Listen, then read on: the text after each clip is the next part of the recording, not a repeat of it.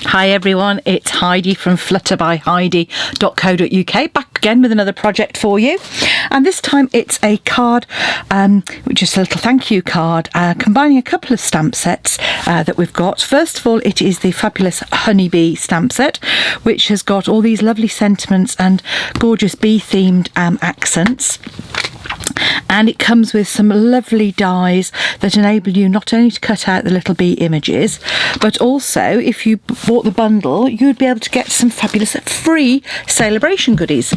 And one of which is this lovely paper here. So the die also cuts out this bee, but you'll see they're all double-sided as usual. So I've already used one sheet of that. So that's the stripes on the other side. But as we go through, you'll see these are the papers that we're using. So again, I've used a sheet of this already, but this is just using the offcuts from my other project, which is this lovely foiled honeycomb. We then have these beautiful papers here. So that's the front and that's the reverse. Lovely golden bees there, absolutely beautiful, and if you die cut those, they would be absolutely fantastic.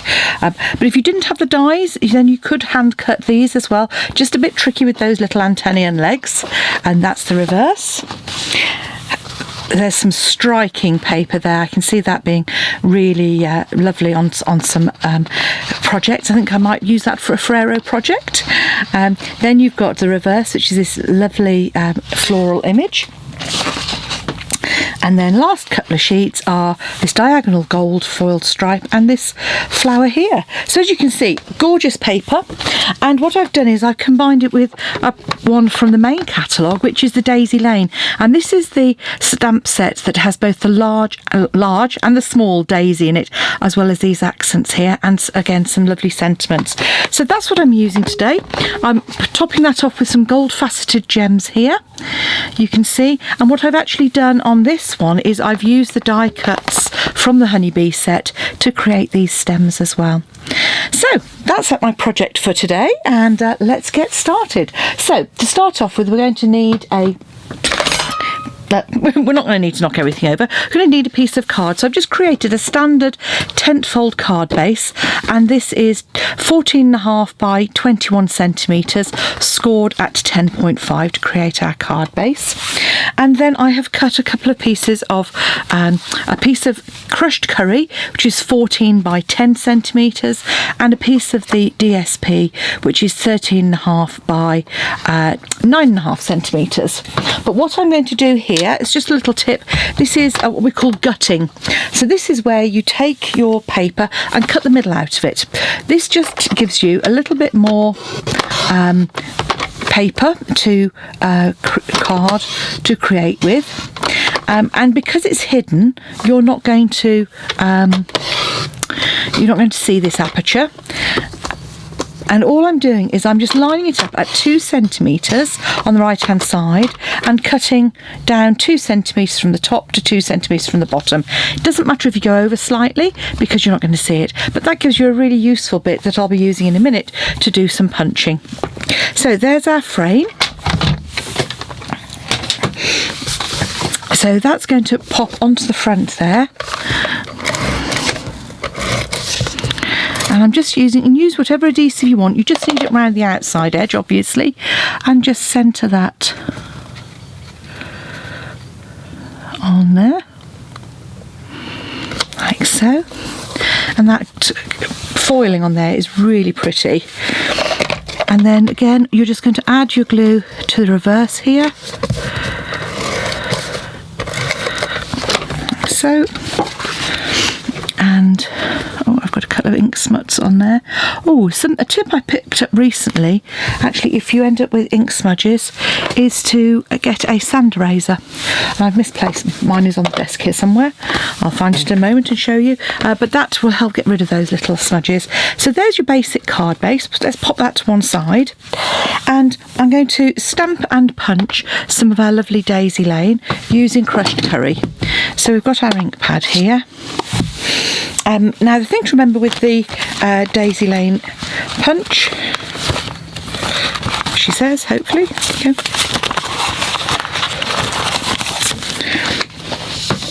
is when you stamp it, just make sure that one of the petals is pointing up, like so. Then when you come in with your punch, and it's a small punch here, you'll see that that lines up. It just saves you jiggling it about a bit.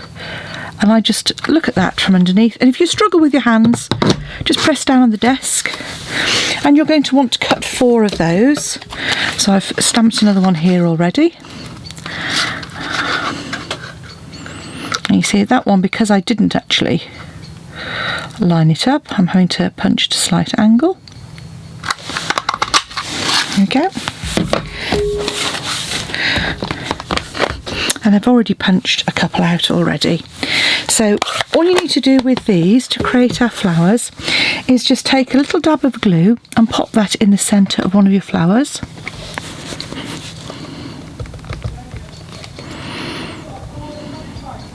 Like so. And then pop the second one just offset slightly to fill in those gaps, like so. If you use a bit of wet glue, you can just manoeuvre that until you're happy with it. Just pop those to one side to dry. And in the meantime, you're going to then stamp some of our other images. Now, this is something I showed you. This is one of the uses of the Stamparatus. So, Stamparatus, absolutely great when if you've got any coordinating dies. And what I do is I keep a little pouch which has my various shapes in and extra die cut images, which I've got here. And all I'm going to do is pop that in place, and you'll see I've already stamped my image onto my background sheet. And I'm going to come in, if I do it on this way, you'll be able to see it more clearly. A good tip is to pop a stamp case underneath when you're inking up. The great thing about using the Stamparatus is the fact that if you get any areas that don't cover very well, you can always go back in and ink them. And the other thing that I have is another little pouch with my die cut shapes in. So again, when I've got a spare bit of paper, or if I've got my dies out, I just add that in place. So line that up over your stamped image and pop your die cut shape in, and quite simply press all over, and there you go. You have a perfectly stamped image, all nicely lined up on there. And I've used the same technique to stamp and die cut the flowers and also the bees as well. So if I pop that out of the way,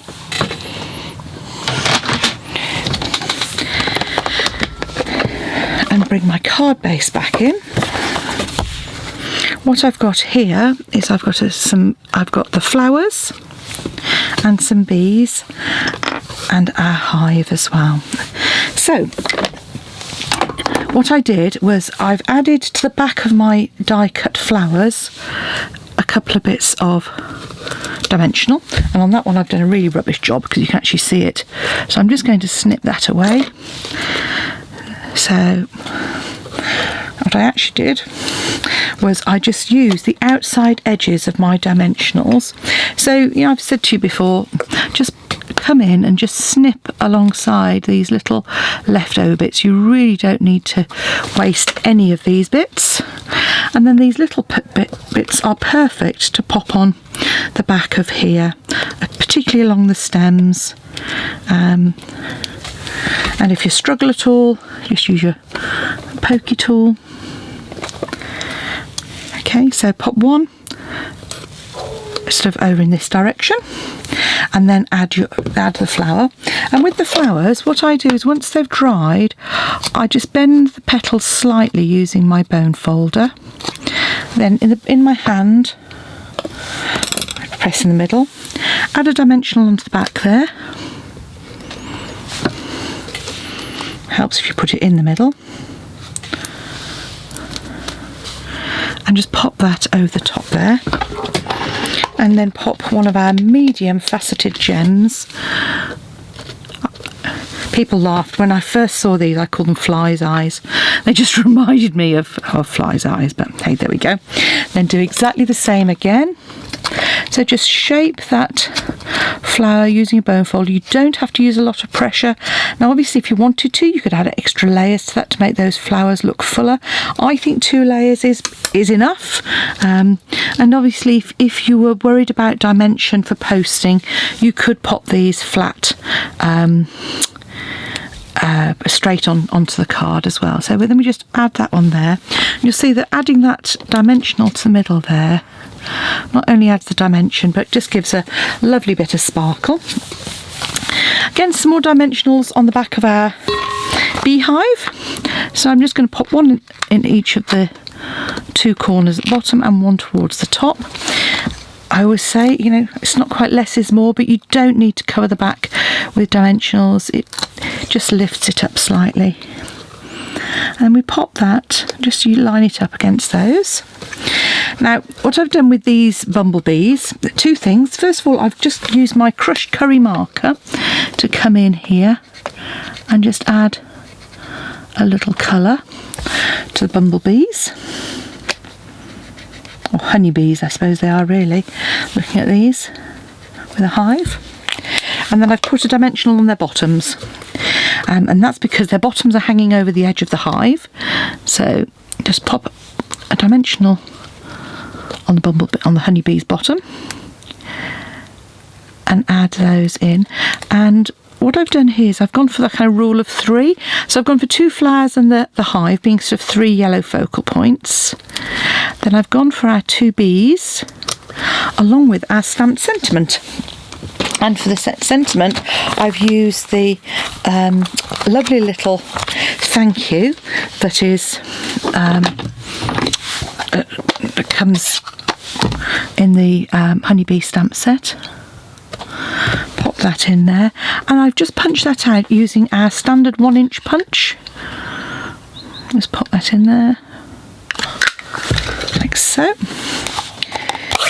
Ink pad away, and then that little scrap we had left, as you'll see, is perfect for punching out other shapes. So there we go. So those little scraps never go to waste. I keep them in a little pouch by colour, so that I've always got a scrap of card ready for a project. And then pop that in the corner.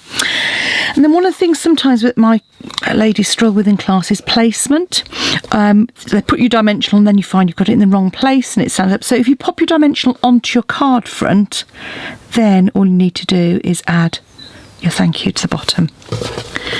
So there we have a thank you card combining Honeybee with the lovely Daisy Lane stamp set.